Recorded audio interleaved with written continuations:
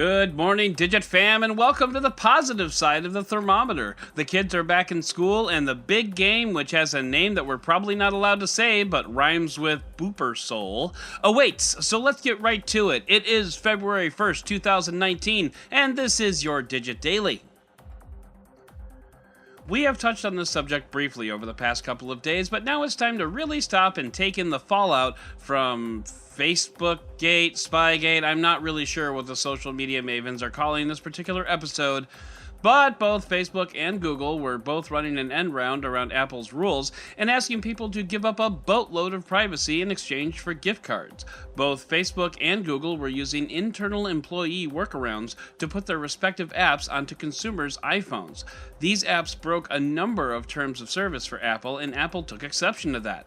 So, Apple revoked the certificates that made all of their internal apps work. Suddenly, no internal apps would open on anyone's phones, employees, consumers, or otherwise. Facebook basically shut down because they could no longer order lunch or catch a bus. I know, imagine the horror.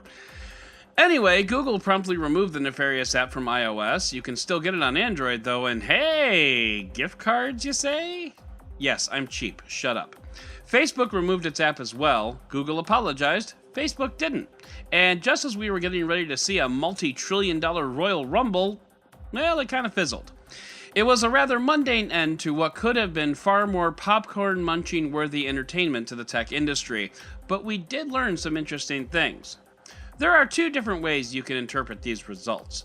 First, and most amusingly, among the Mount Rushmore of tech, which includes Apple, Facebook, Microsoft, Amazon, and Google, Apple seems to have the biggest face after this encounter. After all, Facebook and Google kowtowed very quickly to the almighty bitten fruit. Google could have tested the waters and seen how many iPhone users could go without Gmail, YouTube, Maps, and the rest of G Suite.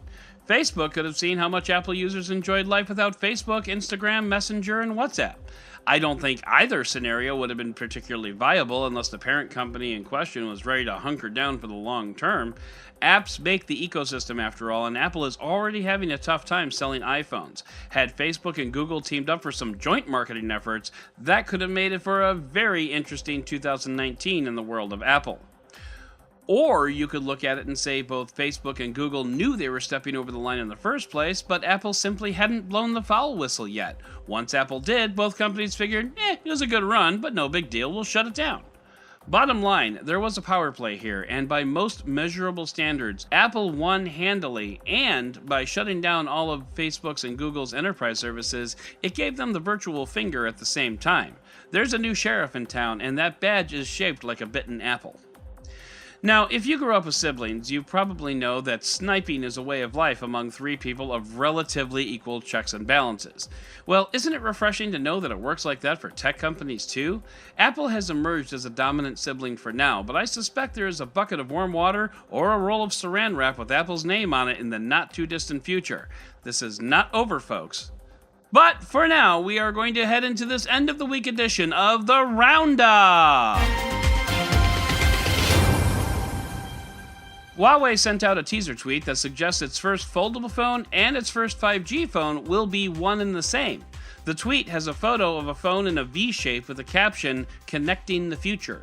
The photo itself makes the phone look like it'll be similar to Royal's Flex Pi phone, which I can't say I'm overly thrilled about, but we'll have to wait for the official unveiling to be sure. Stay tuned.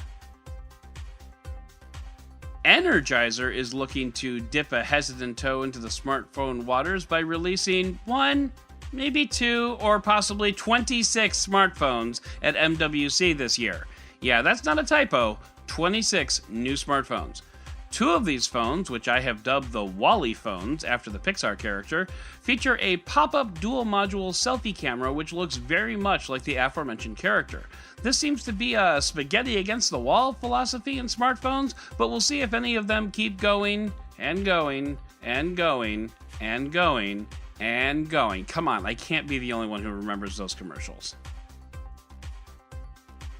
Considering how much I've milked,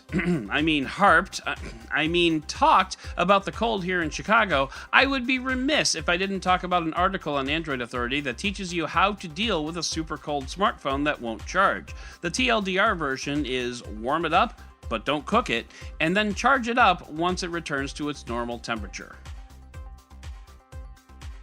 The company that once literally gave me the error message, quote, "something happened, installation failed," is hoping to start giving out better information in its error messages. According to Ars Technica, Microsoft is hoping to resolve a lot of installation errors by putting troubleshooting steps and tips and links to support articles in the installation procedure itself. I'll believe it when I see it. Microsoft has been promising better error messages for as long as Windows has been around.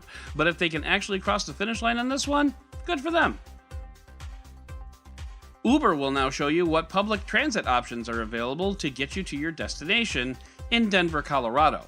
This is a pilot program that may actually dissuade you from taking an Uber and instead hopping on a bus. This seems oddly counterintuitive for Uber, but when you think about it, if Uber can make itself the go-to transportation hub for the average consumer, that opens up a lot of very intriguing possibilities. Very forward-thinking from a company that is basically the Uber of Uber. Sorry, that's a joke that really only someone who gets a ton of PR emails will understand. Scientists at the University of Edinburgh, which I almost certainly did not pronounce correctly despite my affinity for Scotch, have begun a 500-year-long experiment testing the viability of bacteria over time. Surprisingly, a lot of logistics had to be worked out. How do you pass along instructions? How do you ensure that the experiment will continue? This article is a fascinating look at all of those details. Be sure to give it a look when you have a spare 5 minutes today. And enjoy a nice bottle of Scotch while you're at it. And finally, this is absolutely not hilarious, but it's absolutely hilarious. Mashable reports that emergency calls for stoned dogs have risen by 765% due to increased legalization of marijuana around the country. The post, which includes some video clips and photos of stoned dogs I definitely did not LOL over, details the story, which is so worth the time to read. But the moral of the story is, no matter how hilarious your dog is when stoned, keep the brownies for yourself, bro, and keep them secure and away from curious, wet noses.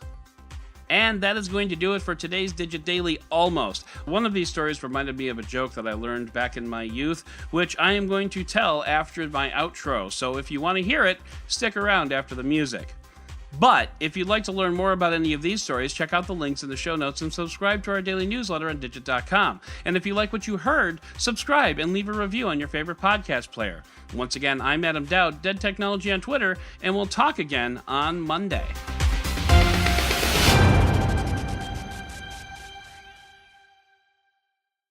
A helicopter was flying around above Seattle when an electrical malfunction disabled all of the aircraft's electronic navigation and communications equipment. Due to the clouds and haze, the pilot couldn't determine the helicopter's position and course to fly back to the airport. The pilot saw a tall building, flew towards it and circled, drew a handwritten sign and held it up to the helicopter's window. The pilot's sign said, "Where am I?" in large letters. People in the tall building quickly responded to the aircraft, drew a large sign and held it up in the building window. Their sign read, "You are in a helicopter." The pilot smiled, waved, and looked at her map, determined the course to steer back to SeaTac Airport, and landed safely. After they were on the ground, the co-pilot asked the pilot how the "You are in a helicopter" sign helped determine their position. The pilot responded, "Well, I knew I had to be at the Microsoft building because, like their technical support, online help, and product documentation, the response they gave me was technically correct, but completely useless."